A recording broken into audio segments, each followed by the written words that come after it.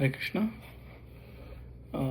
स्वागत है इस सत्र में। तो अभी आज का सत्र चालू करते हैं अपने मंगलाचरण प्रार्थनाओं के साथ। ओम ज्ञानातिमिरन्धस्य ज्ञानञ्जनशलाकया चक्षुरुन्मिलितं येन तस्मै श्रीगुरुवे नमः। श्रीचैतन्यमनोभीष्टं स्थापितं येन भूतले स्वयं रूपा कदा मह्यं ददाति स्वपदान्तिकम्।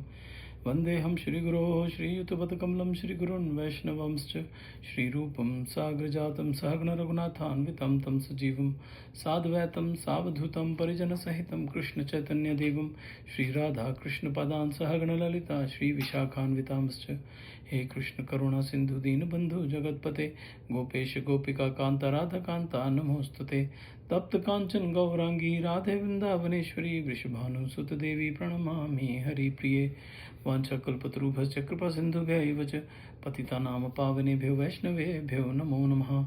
नमो विष्णुपदाय कृष्णपृष्ठाय भूतले श्रीमान् कतुदासधिकारी इति नामिने। नमो विष्णुपदाय कृष्णपृष्ठाय भूतले श्रीमद् भक्तिवेदान्तस्वामी इति नामिने।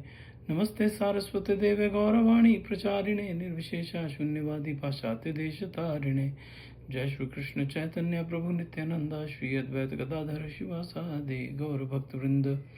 हरे कृष्ण कृष्ण कृष्ण हरे हरे, हरे राम राम राम हरे हरे। श्री प्रभात की जय, गुरुदेव की जय। हाँ जी, तो आज हमें शुरू करना है 9.1 से। तो 9वां चैप्टर आज शुरू करेंगे। तो उससे पहले हम ज़रा 8वें चैप्टर को एक बार दोबारा से नज़र मार लेते हैं कि 8वें चैप्टर में हमने क्या क्या पढ़ा। तो उसके सारांश के बारे में थोड़ा सा देखेंगे, उसकी समरी कि 8 चैप्टर में हमने क्या पढ़ा, 8 चैप्टर किसके बारे में था। तो उसमें 11 पॉइंट्स हैं।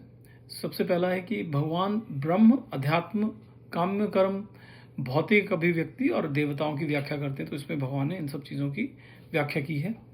जब अर्जुन ने ये पूछा इन सब के बारे में, तो भगवान ने थोड़ा सा उसके बारे में डिटेल में बताया।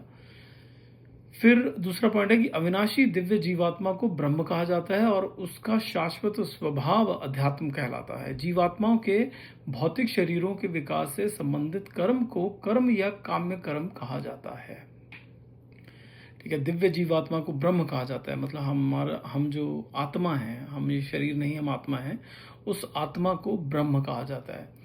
और उसका शाश्वत स्वभाव अध्यात्म कहलाता है कि हमारा जो स्वभाव है वो अध्यात्म है, लेकिन हम वो सब भूल चुके हैं। जीवात्माओं के भौतिक शरीरों के विकास से संबंधित कर्म को कर्म या काम्य कर्म, तो हम जो भी काम करते हैं, जब हम जो कि आत्मा है वो शरीर में आते हैं और इस शरीर में आने के बाद जो हम काम करते हैं उसी को कर्म बोला जाता है। फिर तीसरा पॉइंट है, जो कोई भी अपने जीवन के अंत में केवल मेरा स्मरण करते हुए शरीर त्यागता है, वह तुरंत मेरे स्वभाव को प्राप्त करता है। तो ये भगवान बोलते हैं कि जो भी अंत में मुझे याद करके जो भी अपने जीवन के अंत में सिर्फ मेरा कहते स्मरण करके जो त्यागता है वो मेरे पास आ जाएगा। चौथा है कि शरीर त्यागते समय व्यक्ति जिस भाव का स्मरण करता है वह निश्चित रूप में से उसी अवस्था को प्राप्त होता है। अब इसमें क्या कह रहे हैं कि पहले तो उन्होंने बोला कि जो मेरा स्मरण करेगा वो मेरे पास आएगा। अभी ये कह रहे हैं कि जो भी आप सोचोगे उस समय वही आपको मिल जाएगा। मतलब अगर मरते हुए आप सोच रहे हैं कि कुत्ते के बारे में सोच रहे हैं या हिरण के बारे में सोच रहे हैं या किसी गाय के बारे में, तो अगला जन्म हमें वही मिलेगा, कुत्ते का, हिरण का, या वो सब जो भी। ठीक है। अच्छा, फिर कहते हैं कि जो वेदों के ज्ञाता है, जो ओंकार का उच्चारण करते हैं और जो संन्यास आश्रम के महान ऋषि हैं, वे ब्रह्म में प्रवेश करते हैं। ऐसी पूर्णता की इच्छा रखते हुए व्यक्ति ब्रह्मचार्य का पालन करता है कि जो ओंकार का मतलब जो ये साधना करते हैं वो ब्रह्म में प्रवेश करते हैं। अच्छा, फिर छठा जो है वो है कि जो बिना विचलित हुए सदैव मेरा स्मरण करता है, हे पृथापुत्र, उसके लिए मुझे प्राप्त करना सुलभ है, क्योंकि वह निरंतर भक्ति सेवा में संलग्न रहता है। कि जो भी कहते हैं कि जो मेरा स्मरण करता है हमेशा, उसके लिए ये बहुत सुलभ है, लेकिन जो नहीं करता है उसके लिए ये बहुत कठिन है। ठीक है, एक ऐसा इंसान या एक ऐसा मतलब एक ऐसा इंसान आप मान लीजिए कि जो कि हमेशा जिसको जो भी ये दुनिया के जो भी भौतिक है उसमें बहुत बुरी तरह से उलझा हुआ है कि नौकरी में, अपने परिवार में ज़रूरी है वो, लेकिन बहुत बुरी तरह से उलझा हुआ है। बाहर कभी उसने देखा ही नहीं है, उसने कभी ध्यान सोचा ही नहीं इस बारे में कि मैं क्यों आया हूँ, मैं यहाँ पे पैदा क्यों हुआ हूँ, मेरे यही माता-पिता या यही बच्चे क्यों हैं, और कोई किसी तरह के कि मेरे इस तरह के बच्चे क्यों हैं, मेरी ये सब आदतें क्यों हैं, ठीक है? और ये अगर मेरे साथ अच्छा हो रहा है या बुरा हो रहा है, मेरे साथ ही क्यों हो रहा है, बाकियों के साथ भी सबके साथ तो ऐसा नहीं होता है, ऐसा कई चीज़ें आती हैं दिमाग में, ठीक है? अब जो कहते हैं कि जो ऐसा है, जो भौतिक जगत जिसके ये दिमाग में ये सब प्रश्न नहीं उठते हैं, जो अपने भौतिक उसमें अपनी जॉब में और उसमें इतना मशगूल है कि उसको कुछ नहीं ध्यान आता है, उसके लिए स्मरण करना भगवान को बहुत मुश्किल है। उसके लिए वहाँ बैठना आधा घंटा बहुत मुश्किल है। लेकिन यहाँ भगवान कहते हैं कि जो मुझे सदैव मेरा स्मरण करता है, हे पितापुत्र, उसके लिए मुझे प्राप्त करना बहुत सुलभ है।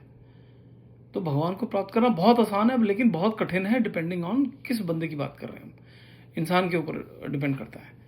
एक इंसान है वो कहे नहीं मैं नहीं, एक होता है ना जैसे बचपन में कई बच्चे होते थे, आज भी बड़े भी हो गए, मैं पढ़ नहीं सकता जी, मुझसे जो मर्जी करा लो, जितना मर्जी मुश्किल काम करा लो, पढ़ कहते मैं 15 मिनट भी बैठ नहीं सकता एक जगह पे, पढ़ने के लिए नहीं बैठ सकता। तो वही है कि जिनके जिनके लिए पढ़ना पढ़ना अच्छा लगता है वो तो पढ़ जाएंगे, उनको तो सब ज्ञान हो जाएगा, लेकिन जिसको पढ़ना ही अच्छा नहीं लगता उसको ज्ञान कहाँ से होगा? ठीक है ना, पढ़ना नहीं अच्छा लगता, किसी के सामने बैठ नहीं सकता, तो ज्ञान कहाँ से मिलेगा? तो यहाँ पे वैसे ही बताया कि जो तो स्मरण करता है भगवान को, उसको तो भगवान आराम से मिल जाते हैं। जो स्मरण नहीं कर सकता उसके लिए बहुत मुश्किल है, ठीक है? तो उसके लिए ये कहा जाता है कि उसको फिर साधु संग करना चाहिए। उसको साधु संग, उससे ये सब जो अच्छी आदतें अपने आप आने लगती हैं। जैसे पढ़ाई में भी ऐसे ही होता है कि अगर हम अच्छे स्टूडेंट्स के साथ बैठेंगे, ऐसे स्टूडेंट जो कि सिंसियर हैं, जो कि जो पढ़ाई की बातें भी करते हैं, जो पढ़ाई जिनके लिए इम्पोर्टेंट है, वो पढ़ाई को वैल्यू करते हैं, ठीक है? उनके बीच में बैठेंगे तो हमें भी वैसी ही आदतें लग जाएंगी। लेकिन अगर हम ऐसे लोगों में बैठ रहे हैं जिनको वो कहते हैं पढ़ाई वढ़ाई में कुछ नहीं रखा, बिल्कुल पढ़ना नहीं है, कुछ नहीं करना है, बस मस्ती करो, ये करो वो करो, तो फिर हम मस्ती ही करेंगे, ठीक है? तो वही यहाँ पे है कि भगवान का स्मरण करोगे तो मिलेगा, नहीं स्मरण करोगे तो बहुत मुश्किल है। अच्छा, अगला पॉइंट इसमें है कि भौतिक जगत के सर्वोच्च लोक से लेकर निम्नतम लोक तक सभी दुख के स्थान हैं, जहां बार बार जन्म और मृत्यु होती है, किंतु हे कुंती पुत्र, जो मेरे धाम को प्राप्त कर लेता है उसका पुनर्जन्म कभी नहीं होता। मतलब कि ये जो भौतिक जगत है, इसमें जितने भी ऊंचे और नीचे वाले जो लोक हैं, मतलब स्वर्ग लोक हैं, जन लोक, तप लोक, और नीचे पाताल लोक, तलातल लोक, तो ये सारे जो लोक हैं जितने भी, ये सब, इनमें बहुत ऐश्वर्य है, लेकिन इनमें दुख है। तो कह रहे कि अरे स्वर्ग लोक में दुख कहाँ? तो बताइए कितनी बार आपने कथा सुनी है जिसमें जो राक्षस जन हैं वो इनके ऊपर अटैक कर दिया, इंद्र के ऊपर अटैक किया, इंद्र से उसकी गद्दी छीन ली, इंद्र को अपना नौकर बना लिया। कितने लोगों ने किया? बहुत सारे राक्षसों ने। हिरण्यकशिपु ने किया था, रावण ने किया, बहुत लोगों ने किया। तो वो जगह सुरक्षित नहीं है। लेकिन जो इस भौतिक जगत से बाहर निकल जाता है, मतलब कि जो आध्यात्मिक जगत में चला जाता है, जो कि भगवान का जगत है, भगवान का देश है, वो वहां से वापस नहीं आता कभी। एक तो वापस नहीं आता, दूसरा वहां पे इस तरह का कोई प्रॉब्लम नहीं होता। और जो ये स्वर्ग लोक हैं या जन लोक, तप लोक हैं, यहाँ पे 100, 200, 1000, 2000, 2 करोड़ साल जी के वापस यहीं पे आना है। वहां पे एक समय पे वो खत्म हो जाएगा। जब क्रेडिट आपका खत्म हुआ, आपको वापस यहीं पे आना है। तो फिर कहते हैं कि 1000 युग मिलकर ब्रह्मा का एक दिन बनाते हैं, और उतनी ही उसकी रात्रि भी, उनकी रात्रि की अवधि होती है कि एक हमारे 1000 युग, ये चतुर्युग एक्चुअली। एक चतुर्युग मतलब सतयुग, त्रेता युग, द्वापर युग, कलयुग, ये एक चतुर्युग हुआ। ऐसे 1000 चतुर्युग जो मिलते हैं तो एक दिन होता है ब्रह्मदेव का, उतनी ही एक रात्रि होती है। और उसी हिसाब से, उसी कैलकुलेशन के अकॉर्डिंगली उनका 100 साल की उनकी आयु होती है, 100 वर्ष की। उससे ज़्यादा उनकी आयु नहीं होती, 100 वर्ष की आयु होती है उनकी। और इस उनकी 100 वर्ष की जो आयु है वो महाविष्णु का एक श्वास है। सांस उन्होंने छोड़ा और खींचा, उतने में ब्रह्मदेव के 100 वर्ष हो जाते हैं। तो आप सोचिए कितने ब्रह्मदेव हो चुके होंगे, क्योंकि महाविष्णु वो बैठे हुए हैं और लेटे हुए हैं, और लेट के वो सिर्फ सांस ले रहे हैं, ऐसे बस सांस ले रहे हैं। हर एक सांस में ब्रह्मा जी पैदा होते हैं, उनके 100 वर्ष होते हैं, उसमें हम लोग पता नहीं कितने करोड़ों बार जन्म ले जाते हैं सिर्फ उनके एक सांस में। हम जो इतना घमंड लेके बैठे हैं कि हम ये हैं हम वो हैं, आप सोचिए कि हम कितने कितने मतलब जो छोटा सा जो कण होता है, जो एटम है जिसको कहते हैं कि हम इंडिविजिबल हैं, हम उससे भी छोटे हैं, उससे भी हैसियत हमारी छोटी है। अगर आप देखेंगे एक सांस में 100 वर्ष ब्रह्मदेव के, और ब्रह्मदेव के एक दिन में 1000 चतुर्युग, ठीक है ना। अच्छा चलिए आगे। फिर कहते हैं कि ब्रह्मा के दिन के प्रारंभ में सभी जीव अव्यक्त अवस्था में व्यक्त हो जाते हैं, अव्यक्त अवस्था से व्यक्त होते हैं, और तत्पश्चात रात्रि होने पर वे पुनः अव्यक्त में विलीन हो जाते हैं। मतलब जैसे ही ब्रह्मदेव की रात होती है तो सब जो है वो विलीन हो जाते हैं, कुछ नहीं होता वहाँ पे, फिर सब कुछ खत्म सा हो जाता है, और सब जो है वो लीन हो जाते हैं अपने अनमैनिफेस्टेड फॉर्म में।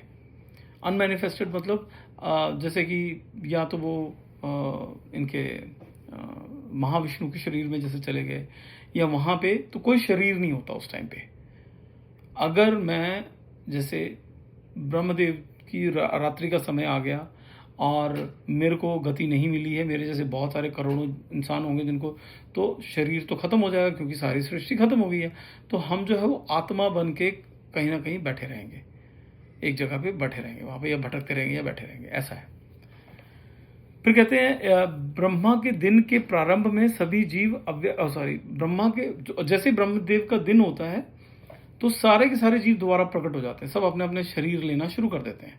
लेकिन जैसे ही उनका रात्रि आनी शुरू होता है, दिन घटना शुरू होता है, खत्म होना शुरू होता है, रात्रि आना शुरू होती है, तब सारे के सारे जो है वो अपना शरीर छोड़ देते हैं।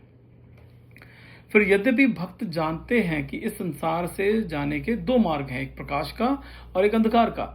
जब कोई प्रकाश में जाता है तो वापस नहीं आता, किंतु जब कोई अंधकार में जाता है तो वह लौट आता है। भक्त कभी मोहित नहीं होता, इसलिए सदैव भक्ति में स्थिर रहें। कहते कि एक अच्छा समय होता है शरीर छोड़ने का, एक बुरा समय होता है शरीर छोड़ने का। अच्छे समय में चांसेस हैं कि हम चले जाएंगे इस भौतिक जगत से बाहर आध्यात्मिक जगत में, जहाँ से वापस नहीं आएंगे। और जो इनऑस्पिशियस समय होता है, जो कि बहुत पुण्यकारी नहीं होता है, उस समय में शरीर छोड़ने से हमारे चांसेस हैं कि हमें दोबारा से यहीं पे आना पड़ेगा या नरक लोक में जाएंगे, तो इस तरह का होता है। लेकिन कहते जो भक्त है उसको फर्क नहीं पड़ता है। भक्त वो रात्रि को जा रहा है, दिन को जा रहा है, अच्छे समय में जा रहा है, बुरे समय में जा रहा है, उसको कोई फर्क नहीं पड़ता है। वो धाम में है या नहीं है धाम में, उससे कोई फर्क नहीं पड़ता, क्योंकि भक्त जो है वो हमेशा भगवान का ध्यान लगा के रखता है, वो हमेशा भगवान के ध्यान में रहता है, इसलिए वो भगवान उसके लिए कहीं पे भी हो वो धाम ही है। फिर आखिरी में भगवान बोलते हैं कि जो व्यक्ति भक्ति मार्ग स्वीकार करता है वह वेदों के अध्ययन, यज्ञ करने, तपस्या करने, दान देने या दार्शनिक और सकाम कर्मों से प्राप्त होने वाले फलों से वंचित नहीं रहता। केवल भक्ति करके वह इन सबको प्राप्त कर लेता है और अंत में परम शाश्वत धाम पहुंच जाता है। तो कहने का मतलब ये कि इतने जो अलग अलग तरह की साधनाएं हैं, ठीक है ना, कुछ साधना है भक्ति मार्ग की, कुछ है वेदों का अध्ययन जो जिसको ध्यान योग बोलते हैं, फिर योग साधना है, फिर ऐसी साधना है कि जहाँ पे हम दान देते हैं। तो इस तरह की जितनी भी साधनाएं हैं उन हर साधनाओं का कोई ना कोई फल है। कुछ सिद्धियां मिलती हैं, कहीं से कुछ सिद्धियां प्राप्त होती हैं, कहीं से कुछ भौतिक फल प्राप्त होते हैं या आध्यात्मिक फल प्राप्त होते हैं। हर एक में अलग अलग तरह की फल होते हैं, लेकिन जो भक्त होता है उसको वो सारे फल मिल जाते हैं। भक्ति में वो सब इन्वॉल्व होते हैं, ठीक है, भक्ति में वो सब कुछ ही इन्वॉल्व है। मतलब कि अगेन मैं पढ़ता हूँ कि जो व्यक्ति भक्ति मार्ग स्वीकार करता है वह वेदों के अध्ययन, यज्ञ करने, तपस्या करने, दान देने या दार्शनिक और सकाम कर्मों से प्राप्त होने वाले फलों से वंचित नहीं रहता। उसको हर तरह के फल प्राप्त हो जाते हैं। केवल भक्ति करके वह इन सबको प्राप्त कर लेता है और अंत में परम शाश्वत धाम पहुंच जाता है। भक्ति करके सब मिल जाते हैं फिर वो, और पहुंच भी जाता है अपने शाश्वत धाम। मतलब भक्ति करके इंसान सारी चीज़ें यहाँ पे भोग के फिर आध्यात्मिक जगत भी जा सकता है। जैसे कि ध्रुव महाराज जो थे, उनको 5 वर्ष की 6 वर्ष की उम्र में ही भगवत प्राप्ति हो गई थी। वो तो कहते थे मुझे ले चलो भगवान, मेरे को नहीं रहना यहाँ पे, ठीक है ना, मेरे को कुछ नहीं चाहिए एक तरह से, मतलब। लेकिन भगवान बोले कि नहीं, तुम यहाँ पे रुको, तुम 36 करोड़ साल तक यहाँ पे राजा बन के रहो। तो ध्रुव महाराज वहाँ पे राजा बन के रहे थे बहुत करोड़ों सालों तक, ठीक है। तो पूरा, और जब जाने का समय आया तो उन्होंने भगवान के गण जो है वो खुद उनको लेने आए और वो भगवत धाम चले गए।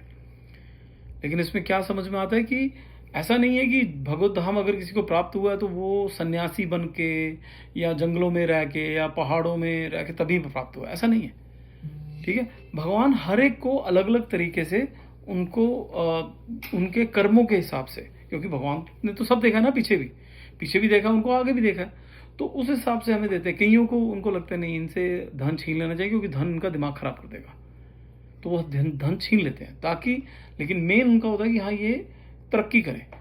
और तरक्की की जो परिभाषा है वो बहुत अलग है।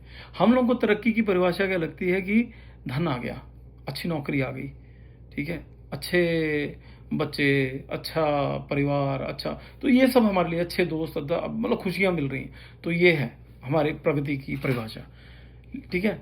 और लेकिन भगवान प्रगति की परिभाषा भगवान के लिए क्या है कि क्या ऐसा किया जाए जिससे ये मेरे और पास आ जाए, कि इस भौतिक जगत का जो जाल है या ये जो सर्कल है जिसमें जन्म मृत्यु जरा व्याधि, ये चक्कर में से इसको बाहर निकालना है। किस तरह से इसको बाहर निकाल, उस रास्ते में जब प्रगति होती है, भगवान उसको प्रगति मानते हैं।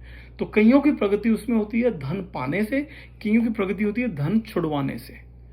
तो भगवान दोनों काम करते हैं। फिर जिसको धन छुड़वाना है उसको धन छुड़वाते हैं, जिसको धन मिलना चाहिए, जो पता है कि हाँ इसको धन मिलने से इसको प्रॉब्लम नहीं होगा, ये इसके दिमाग पे नहीं चढ़ेगा, ये फिर भी ध्यान रखेगा। और ऐसा नहीं कि पैसे के घमंड में या पैसे के लोभ में ये सब कुछ भूल जाएगा, तो उसको पैसा देते हैं, जैसे ध्रुव महाराज, ठीक है। और फिर दूसरे कौन, सुदामा जी कितने सालों तक बहुत दरिद्रता में रहे, लेकिन जब कृष्ण के सामने गए एक बार, उसके बाद कृष्ण ने उनको भर दिया, उसके बाद वो हमेशा बहुत ही अमीर रहे, खूब धन धान्य की कोई प्रॉब्लम नहीं थी उनको, ठीक है। तो भगवान जो है वो उनका ऐसा नहीं होता। वैसे एक श्लोक है और ऐसा भी आता है भागवतम में है कि भगवान जिस पे कृपा करते हैं उससे सब कुछ छीन लेते हैं, उसका सब कुछ छीन लेते हैं ताकि वो ज़्यादा से ज़्यादा भगवान की तरफ ध्यान दे सके।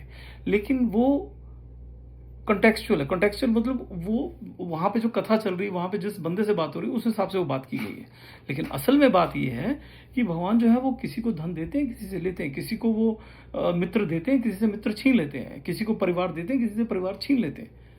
लेकिन उसका मेन रीज़न ये होता है कि वो हमें प्रोग्रेस दिलाना चाह रहे हैं, वो हमें प्रमोशन दिलवा रहे हैं कि अब तुम अगले पे जाओ, अब तुम अगले पे जाओ, जल्दी मेरे पास आओ, जल्दी मेरे पास आओ। सिर्फ वही उनका मोटिव होता है, क्योंकि हमारी खुशी जो है, सबसे ज़्यादा खुशी उसी में है कि जब हम भगवान के पास में जाएंगे, ठीक है। तो कहते हैं जो भक्ति करता है उसको ये सब आराम से मिल जाता है, उसको अलग अलग चीज़ें करनी नहीं पड़ती, उसको सारी सिद्धियां अपने आप आ जाती हैं उसके पास। नहीं तो जो बाकी हैं साधक हैं, उनको सिद्धियों के लिए अलग अलग तरह की साधना करनी पड़ती हैं, ठीक है। चलिए अब आगे 9th चैप्टर पे से शुरू करते हैं। 9.1 है परम गुह्य ज्ञान। ये जो 9th चैप्टर है ये है मोस्ट कॉन्फिडेंशियल नॉलेज या परम गुह्य ज्ञान। तो ये क्यों परम गुह्य है? वैसे तो पूरी भागवत गीता ही परम गुह्य है, लेकिन ये क्यों है ये हम अभी देखते हैं। पहले श्लोक पढ़ते हैं। भगवान कहते हैं, श्री भगवान वाच इदम तू ते गुह्यतमम प्रवक्ष्याम्यासूयवे ज्ञानम विज्ञान सहितम यज्ञात्वा मोक्ष से शुभात। श्री भगवान ने कहा, हे अर्जुन, चूंकि तुम मुझसे कभी ईर्ष्या नहीं करते, इसलिए मैं तुम्हें ये परम गुह्य ज्ञान तथा अनुभूति बतलाऊंगा, जिसे जानकर तुम संसार के सारे क्लेशों से मुक्त हो जाओगे। अब भगवान यहाँ पे, पहले तो मैं बताऊं कि ये गुह्यम क्यों है। गुह्यम तो हमारे सारे शास्त्र हैं। सारे शास्त्रों को आपने कई बार सुना होगा कि बहुत ही कॉन्फिडेंशियल है, ये बहुत ही गुहिम है, ठीक है, इतनी आसानी से नहीं मिलते हैं। ऐसी भगवत गीता, अभी कभी किसी ने बोला होगा पूरी भगवत गीता, लेकिन अब ये चैप्टर के बारे में ऐसा क्यों बोला जा रहा है? तो पहले समझते हैं कि ऐसा पूरे शास्त्रों के बारे में क्यों बोला जाता है। आज की डेट में सारे शास्त्र ऑनलाइन अवेलेबल है, जैसे मैंने अभी भी वेबसाइट से खोला हुआ है, ये श्लोक सब कुछ लिखा हुआ है, लेकिन आप लोगों में से आप सोच सकते हैं कि आप लोगों से कितनों लोगों ने ये पढ़ा है। हर हफ्ते मैं ये खोल के बैठता हूँ, लेकिन आप लोगों में से कितने लोगों ने पढ़ा है? ऐसे सारे शास्त्र पढ़े, लेकिन कोई नहीं खोल के पढ़ता है, बहुत कम लोग पढ़ते हैं, ठीक है। अच्छा चलिए, अभी की बात नहीं करते हैं, हम आज से 100 साल पहले की बात करते हैं, जब कोई इंटरनेट नहीं, कोई कुछ नहीं। उस समय में पढ़ाई तक नहीं होती थी ढंग से, तो गांव में, शहरों में या कई घरों में, ज़्यादातर गांव में लोग रहते थे, तो गांव में जैसे उनको ये ज्ञान कहाँ से प्राप्त होगा? जो ये साधु हैं, जो ट्रैवल करते रहते हैं, राइट, एक जगह टिक के नहीं बैठते, उनका हमारा शास्त्र, जो हमारा सनातन धर्म है ना, वो हर चीज़ बहुत डिटेल्ड करके उन्होंने बड़े तरीके से जोड़ रखा है। तो वो जो धर्म है उनका बना रखा, सन्यासियों का, कि आप एक जगह पे टिक के नहीं बैठ सकते। सन्यासियों का धर्म होता है वो एक जगह पे टिक के नहीं बैठ सकते, उनको चलते रहना है, उनको कभी इधर जाना है, कभी उधर जाना है, और उनको लोगों पे दया करनी है और लोगों को सिखाना है, पढ़ाना है। तो ये जो साधु होते थे, जो ट्रैवल करते थे, और वो ट्रैवल करते थे ऐसे गाँव के बीच में से, तो गाँव में कहीं पर भी रुक जाते थे रास्ते में, कि खाने के लिए या पानी के लिए या किसी चीज़ के लिए। तो जहाँ पे रुकते थे, जितनी देर वो रुकते थे उतनी देर वहाँ पे कुछ ना कुछ ज्ञान दे के आते थे। तो वहाँ कब तब कहाँ भगवत गीता और ये सब किताबें होती थी पढ़ने के लिए? नहीं होती थी, बहुत ही कम। अगर होती भी थी तो पढ़ना लिखना नहीं आता था ज़्यादातर लोगों को, तो घर में कोई एक दो होते थे जिनको पढ़ना लिखना आता था। तो ये सारा ज्ञान जो है, जो आज की डेट में मैं आपको बता रहा हूँ, आप सुन रहे हैं और आप पढ़ भी रहे हैं, मैं भी पढ़ रहा हूँ, तो ये सब ज्ञान जो है, तब ऐसे साधु आते थे, पूरी भगवत गीता या जो दो चार चीज़ें हैं उनकी, जहाँ पे वो बैठे हैं उसके अनुसार, अगर वो इंसान, वो परिवार सात्विक है तो वो उस तरह का ज्ञान देके जाते थे। अगर वो जो परिवार है वो थोड़ा सा राजसिक नेचर का है तो उसको दूसरे तरह का ज्ञान, अगर वो तामसिक नेचर है तो उसको अलग तरह का ज्ञान। तो उनको आधा पौना घंटा, 1 घंटे में जो ज्ञान दे सकते थे, खाते भी थे, पीते भी थे, और ज्ञान जो दे सकते थे दे के आ जाते थे, ठीक है। तो ये जो चैप्टर होते थे कि हाँ जी उसमें 18 चैप्टर हैं, 9वें चैप्टर में ये लिखा, वो सब किसी को नहीं पता था। तो पूरा ये जो ग्रंथ थे बहुत ही गुह्यम थे, बहुत ही कॉन्फिडेंशियल थे, नहीं पता होता था लोगों को, ठीक है। आज की डेट में जब सारे इंटरनेट पे पढ़े तब नहीं लोगों को पता, तो तब पहले तो बात ही अलग है। अब ये हो गया कि लोग जो है वो यहाँ से पढ़ते हैं और उनको समझ में आता नहीं है, लेकिन कुछ मन से बना के इंस्टाग्राम पे रील डाल देते हैं, और जो रील है उसके बाद वो लोग देखते हैं, लोग कहते हैं अरे भाई ये भगवत गीता में तो ये लिखा है, जबकि वो लिखा ही कहीं नहीं है वैसा। वो अपने मन से उन्होंने कुछ बना के डाल दिया कि हाँ भगवत गीता में ये लिखा है। तो आज की डेट में ये जो भगवत गीता और पुराणों का ज्ञान है वो हमें मिल रहा है व्हाट्सएप से और इंस्टाग्राम से, जो कि है बहुत ही गड़बड़। तो इसलिए अगेन मैं जो बताने की कोशिश कर रहा था कि ये गुह्यतम क्यों है। तो पहले तो ये मटेरियली जो प्रैक्टिकली जो एस्पेक्ट्स हैं कि ये कॉन्फिडेंशियल क्यों है। दूसरा, ये कॉन्फिडेंशियल इसलिए है कि इस पूरे किताब में 2nd चैप्टर से भगवान शुरू है। 1st चैप्टर में तो सिर्फ दिखा रहे हैं कि सेना खड़ी हैं, उसके बाद अर्जुन जो है वो विचलित हो रहे हैं, वो बहुत कुछ बोल रहे हैं, वो अपने आप से बातें कर रहे हैं, भगवान को बहुत कुछ बोल रहे हैं कि यार मैं कहाँ फंस गया, ये क्या कर दिया, ये मेरे को नहीं करना है, मेरे को ये सब नहीं करना है, मेरे को युद्ध नहीं करना है, मैं तो संन्यास ले लूँगा, मेरे को तो ब्रह्मचारी भी चलेगा, मेरे को युद्ध नहीं करना है, अपने लोगों को मार के मैं कहाँ जाऊँगा, कैसे जीऊँगा मैं यहाँ पे, वो सब चल रहा है उनके दिमाग में। 2nd चैप्टर से भगवान बताना शुरू करते हैं, और अभी वो 2nd चैप्टर में ये नहीं बताते कि मैं भगवान हूँ, वो सिर्फ ज्ञान देना शुरू करते हैं। और ज्ञान कहाँ से शुरू होता है? हम शरीर हैं, हम आत्मा है, हम शरीर नहीं है, यहाँ से शुरू करते हैं। फिर धीरे धीरे धीरे धीरे धीरे धीरे बढ़ा के वो अभी जो 9th चैप्टर तक आए हैं, अब वो यहाँ पे अभी तक वो ज्ञान योग, ध्यान योग, भक्ति योग, सबके बारे में थोड़ा थोड़ा बता रहे हैं। अब यहाँ पे आगे वो खुल के बात करते हैं कि भक्ति योग ही सब कुछ है, उसके बारे में डिटेल में बात करते हैं वो, ठीक है। अच्छा चलिए देखिए प्रभुपाद जी क्या बोलते हैं। प्रभुपाद जी कहते हैं कि भगवत गीता का प्रारंभ अर्थात प्रथम अध्याय शेष पुस्तक का प्राय परिचय है, ठीक है। तो द्वितीय और तृतीय अध्यायों में वर्णित आध्यात्मिक ज्ञान को गोपनीय कहा गया है। आध्यात्मिक ज्ञान उसमें गोपनीय है। सप्तम और अष्टम अध्यायों में चर्चित विषय विशेष रूप से भक्ति सेवा से संबंधित है तथा क्योंकि वे कृष्ण चेतना में जागरूकता लाते हैं अतः उन्हें अधिक गोपनीय कहा गया है। किंतु नवम अध्याय में जिन विषयों का वर्णन है वे निर्मल शुद्ध भक्ति से संबंधित है। मतलब एक होती है भक्ति, एक होती है भक्ति, एक होती है शुद्ध भक्ति। तो ये जो चैप्टर वो शुद्ध भक्ति के बारे में बात करता है और ओपनली और क्लियरली बात करता है। ठीक है, तो वो है, इसलिए ये है नवा चैप्टर जो कि है बहुत ही गोपनीय ज्ञान। चलिए अब अगले श्लोक पे चलते हैं 9.2 पे। राज विद्या राजगुह्यम पवित्रमिदम उत्तमम प्रत्यक्षावगमम धर्मयम सुसुखम कर्तुम अव्ययम। ये ज्ञान सब विद्याओं का राजा है जो समस्त रहस्यों में सर्वाधिक गोपनीय है। ये परम शुद्ध है और चूंकि ये आत्मा की प्रत्यक्ष अनुभूति कराने वाला है अतः ये धर्म का सिद्धांत है। ये अविनाशी है और अत्यंत सुखपूर्वक संपन्न किया जाता है। ठीक है, तो इस ज्ञान के बारे में भगवान खुद देखिए 9 चैप्टर के बारे में ये बोल रहे हैं कि ये विद्याओं का राजा है। अच्छा, इसमें प्रभुपाद थोड़ा सा डिटेल में बताते हैं। प्रभुपाद कहते हैं कि भगवद गीता विशेषकर द्वितीय अध्याय से आत्मा के महत्व पर बल देती है। आरंभ में ही भगवान कहते हैं कि ये शरीर नाशवान है और आत्मा अविनाशी है। ये ज्ञान का गोपनीय अंश है। ठीक है, ये सिर्फ अंश है। केवल ये जानना कि चेतन आत्मा इस शरीर से भिन्न है और उसका स्वभाव अपरिवर्तनीय, अविनाशी तथा शाश्वत है। ठीक है, इसको जानने से ये सब कुछ नहीं है, किंतु इससे आत्मा के विषय में कोई सकारात्मक सूचना नहीं मिलती। ये तो समझ में आ गया, ठीक है, कि ये हम जो है आत्मा है और आत्मा की जो नेचर है वो सत्य चित आनंद है, मान लिया, समझ गए। लेकिन तो क्या कहते कि इससे आत्मा के विषय में कोई सकारात्मक सूचना नहीं मिलती। कभी कभी लोग ये धारणा रखते हैं कि आत्मा शरीर से भिन्न है और जब शरीर समाप्त हो जाता है या शरीर से मुक्ति मिल जाती है तो आत्मा शून्य में रह जाती है और निर्विशेष हो जाती है, किंतु वास्तव में ऐसा नहीं है। जो आत्मा इस शरीर के भीतर इतनी सक्रिय है वह शरीर से मुक्त होने के बाद निष्क्रिय कैसे हो सकती है? ये सदा सक्रिय रहती है।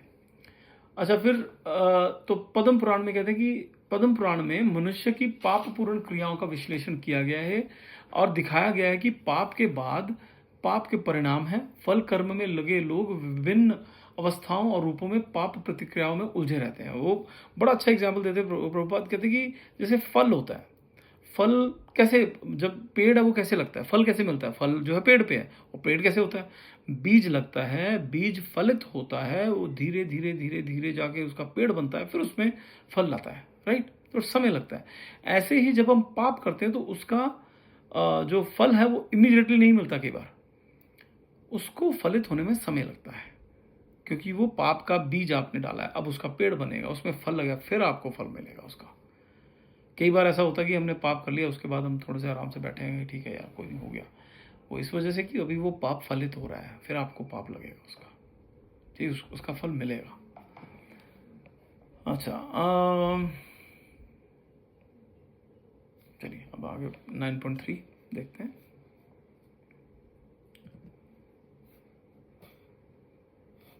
अष्टददानः पुरुषा धर्मस्यास्य परन्तपा अप्राप्य मां निवर्तन्ते मृत्यु संसार वर्तमनि।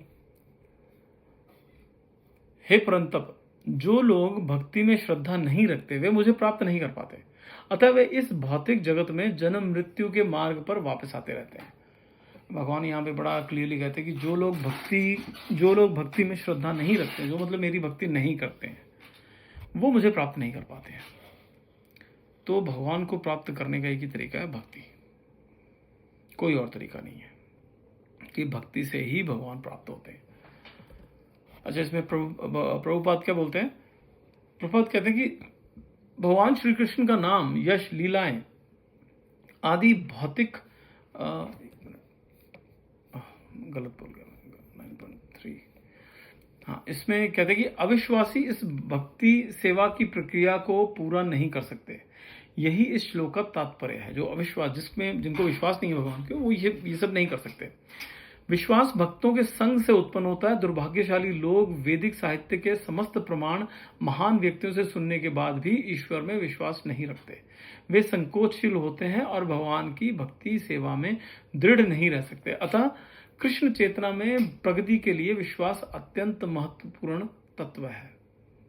तो विश्वास बहुत जरूरी है कि भगवान के ऊपर विश्वास वो बहुत जरूरी है, उसके बगैर ये बड़ा मुश्किल हो जाता है सब चीज़ें।